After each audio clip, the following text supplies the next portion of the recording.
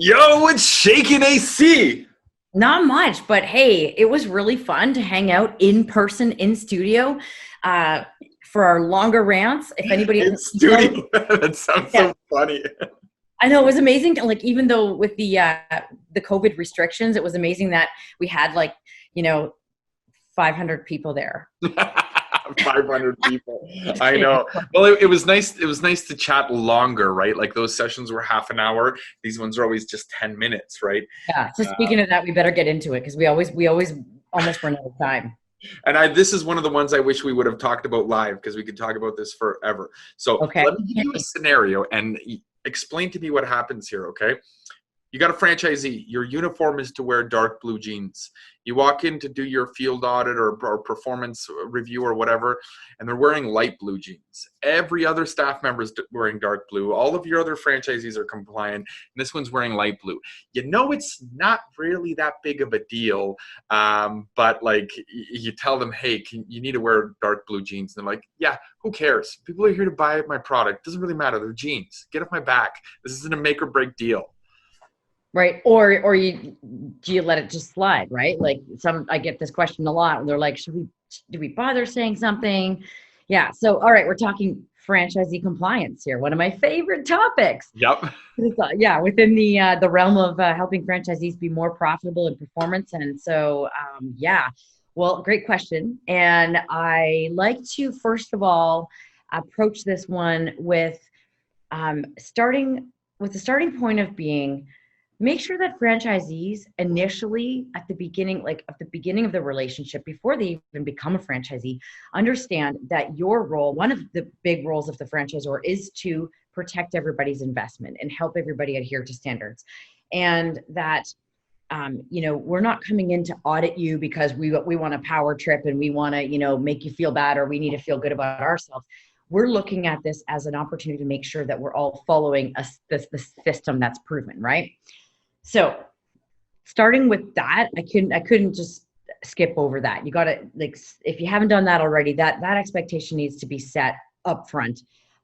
When this kind of thing happens, the question of like, do we just let it slide? Well, the answer is no, because it's a slippery slope, right? Like when we let the one franchisee do this thing, in the one market, and then this franchisee in a nearby market starts to think, well, the rules aren't that rigid. Maybe it's okay if I wear ripped jeans or something, right? So we've got to help them understand that we're looking out for the overall system. We're looking out for their investment, because if someone else breaches the rules, then it might indicate that it's okay, and you never know what people are going to do. Mm-hmm. And I have a funny story about that, actually. Let me hear it. I love funny stories. Funny. So back in the day with M&M, in the first, I don't know, a couple of years or something, my dad went to visit a store and the franchisee's lights were off. It was the middle of the day and he's like, what the heck's going on here?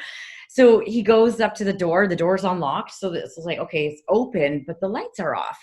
And walks in and finds out that the franchisee has proudly figured out a way to save money. Oh, no.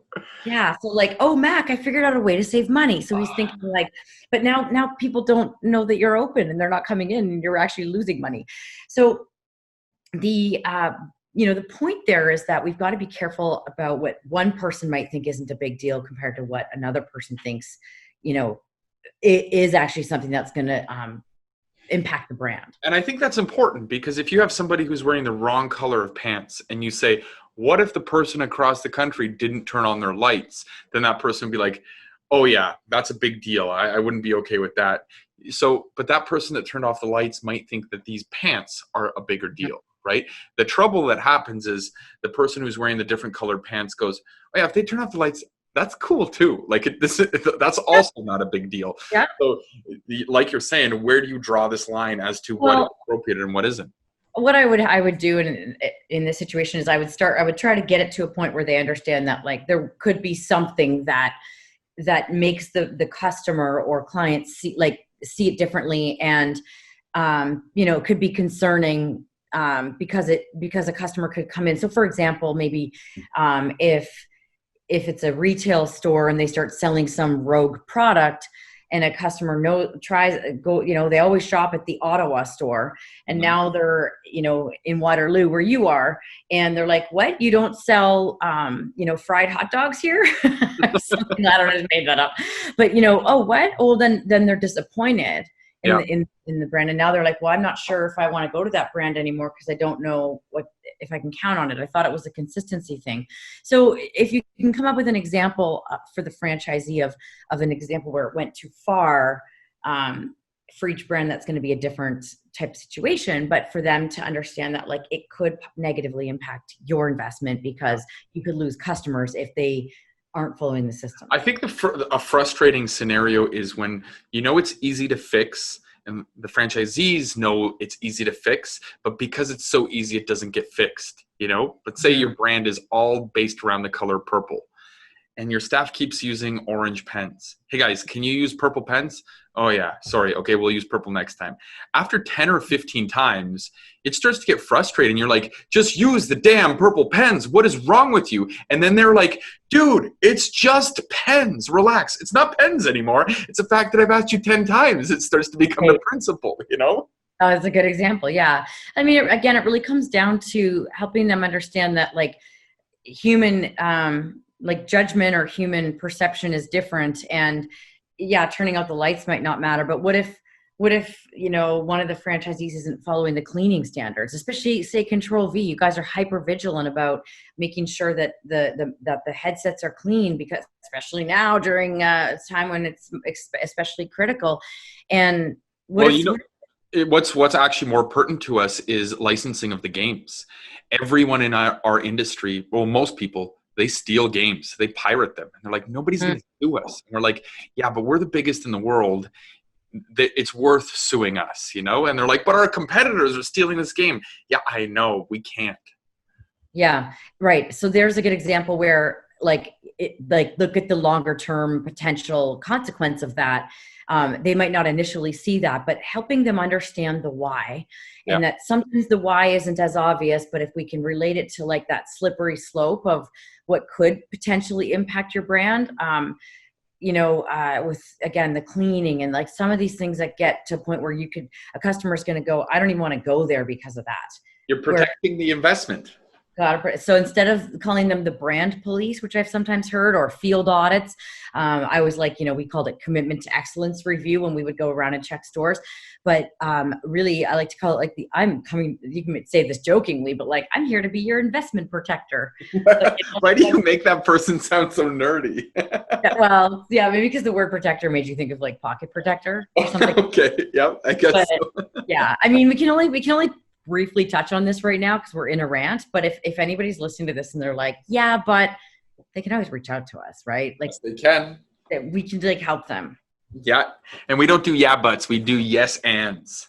Oh, right. Did I say yeah but? Yeah, you did. I'm just kidding. Okay. Yeah, man. How about that? Man. Yeah. So yeah, I think just really, really, really enforcing the fact that we're looking out for you, and hey, man, we're on a team. Like we're not here to power trip. We're not here to like, check up on you. We're here to help you. So come on. Yeah. Franchisee compliance, I think, is one of the most difficult part of franchising. People will say it's marketing or fran dev or building out your system or whatever. Compliance is the most difficult part because you develop a relationship with them and you become friends, and somebody's going to probably take advantage of that, and you need to come down on them. And then word starts to spread and blah, blah, blah, blah. It keeps going. I think it all comes down to also just finding the right people on the front end, and then building good relationships, and sometimes just using a bit of humor. Really nice. Okay, before I start getting on a roll with lots of jokes, because I've got tons we better count it down. Yeah, we should. Okay, here we go. Okay, here we go. 3, 2, 1.